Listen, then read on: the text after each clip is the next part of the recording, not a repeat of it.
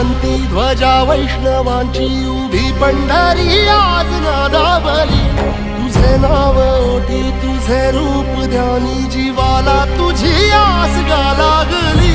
जरी बाप साऱ्या जगाचा परी तू आम्हाले कराची विठू माऊली